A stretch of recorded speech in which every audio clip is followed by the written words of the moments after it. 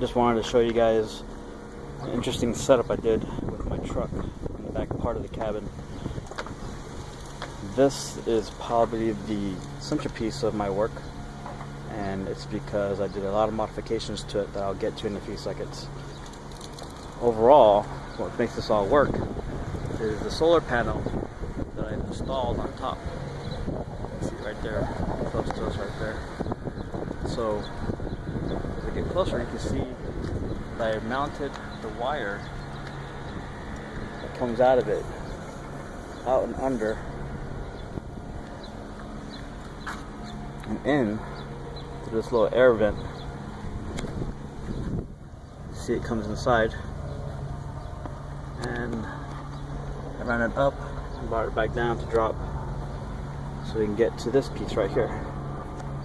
This is necessary so you don't damage your battery, because you can't just start throwing in straight charge to your battery, because then you'll end up burning it out, because it won't know when to cook. So just keep going, and that's bad for your battery. A good thing about this setup right here was it's pretty affordable. By the way, both these, actually everything I'm going to show you right now is from Harbor Freight, so the price was pretty cheap. And maybe you can find somewhere online to get stuff cheaper, but as far as being accessible and quick, it's all right there for you. And again, it was a pretty decent price overall. So the power is coming in through this section right here for the solar. You see it's actually working already. This right here is for my main battery to the truck. This has actually already been installed. It came with it like that. So I'm just running power into it through the front that way. This is your load, so you can actually run other components, but this is where I get really fancy with it. I just use this, and I'm supplying power to this, which is basically your emergency car battery jumper, right? This one's a 4-in-1, and I made it basically into a 5-in-1, and I'll explain to you in a little bit why. I believe this was roughly around $70. One that comes with a your inverter, which is what this is right here, and I'll show you that in a second later. I think that jumps the price up to roughly $110 just because they have this internal. I like this way a little bit better, and I'll explain to you why. As you can see, the power is coming in from here, and it's actually going into it where I routed it this way. I'll show you what I wired inside, and you can see it's actually running right now. Well, not running, but it's powering it up. The good thing about this setup right here is that you have two of these 12-volt sockets, right? So you'll always have extra room. I'll be able to utilize this if I need to at the same time, and run another one right there. What's good about this is that this system comes with a battery tester. So if you're not sure the status of this battery, you can always look it up by utilizing that. And of course, you got some lights should you need for the emergencies situation. And of course, it's got a good thing right here because it shows you if you got your incorrect ground, if you're trying to use your jumper cables themselves. Now, if you give me a second, I'll show you what makes this so special. So I'll disconnect this. All right. And of course, this isn't 100% ready, but it's pretty good right now. Take this off.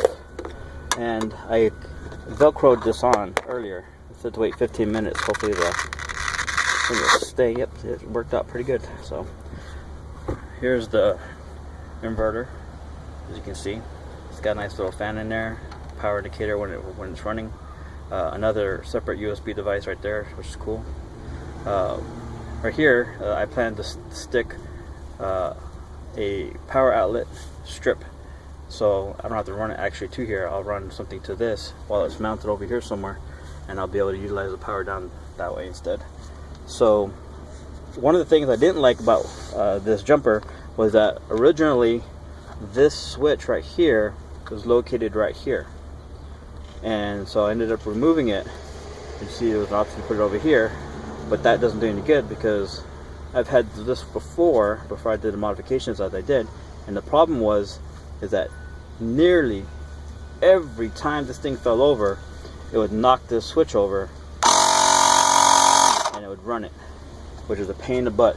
And sometimes I'd actually rock back to my truck after I had already parked, and I could hear this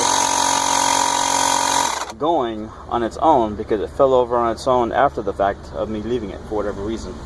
So very annoying, scares the heck out of you too when you're driving and it falls over when you take a decent turn, and now you're fighting to try to get to it while you're driving and it's not a good thing. So I decided to get rid of that problem by relocating it over here, and I'll show you how I did that with the wiring running and stuff like that. I'm just going to open this up. I closed this up so I can be able to show you without having to worry about fall apart as I was demonstrating all these other features. So that should be good. As again, you can see I ran it in through these little vents.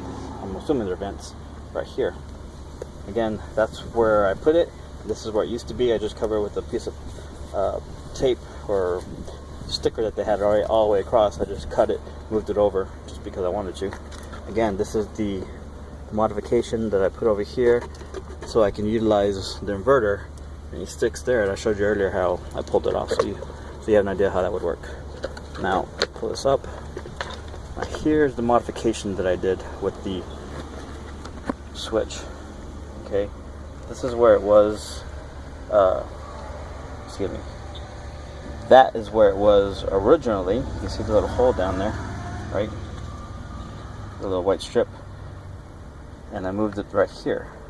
Now this wire over here is tensioned pretty good, but not so bad, especially after I bent this down a little bit and was able to get it to snap in. And once it's in, you're good because you're pushing all the time out, never in. But I did a good size where it's nice, good tension fit, and it's got its own little clips that keep it locked in as well.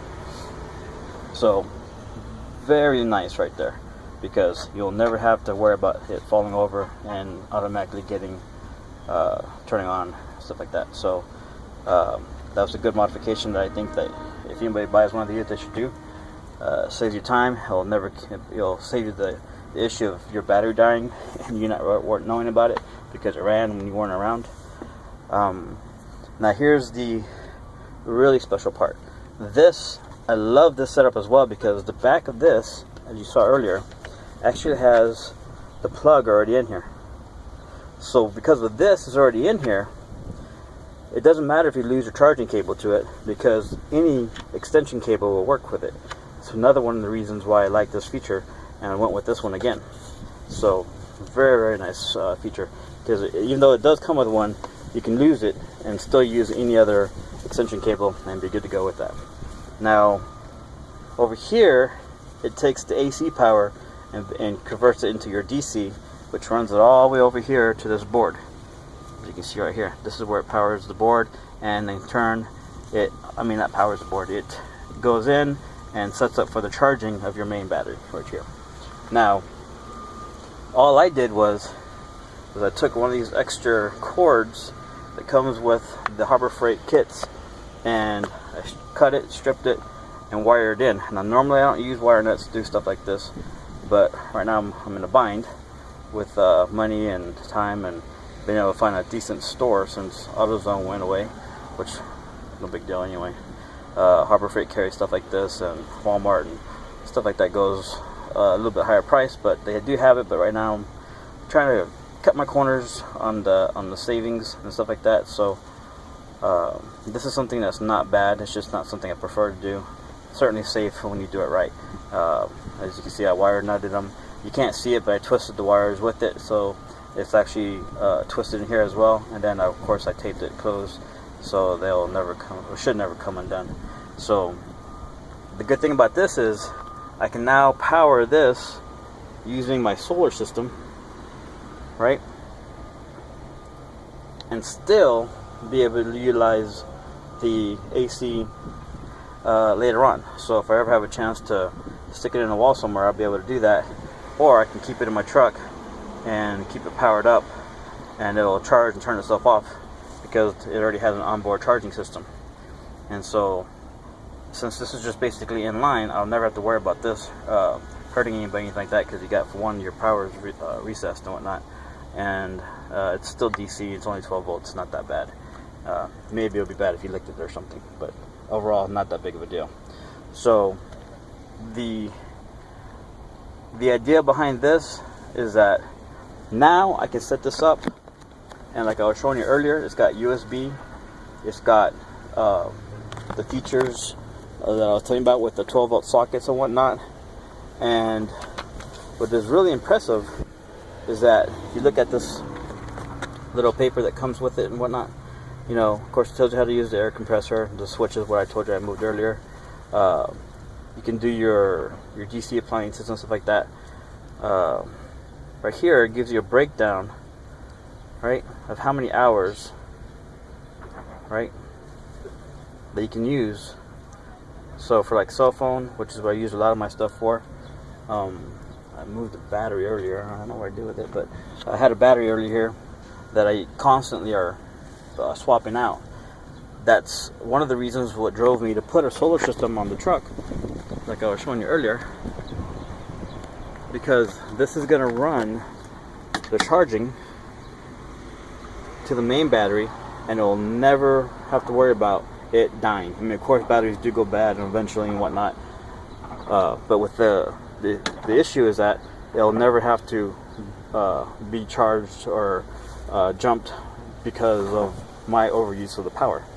Now, it's right now charging the main battery via this port. This is what supplies it, of course, like I said earlier. And this one, when it's plugged into this again, will be maintaining this battery, and the charger will turn it off when it needs to be. Now, as you can see, there's a lot of good stuff that you can run for quite a while. Even your little bigger, even the biggest parts of it is still running for 8 hours. Of course, it's estimated, but it's a lot longer than you would probably ever really use in the real world, unless you're really bored and don't have a job. But this is something I just wanted to show you all.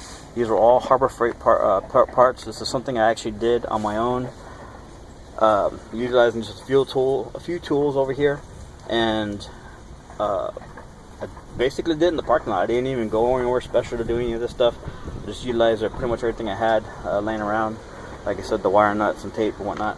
So the other thing about it is, with this inverter right here, when connected, I can run it and still maintain the battery and whatnot for a very long time. And this will, like I said before, become this is now going to be my charging station, where I'll charge my other backup batteries for the phone and all the other devices that we got going on.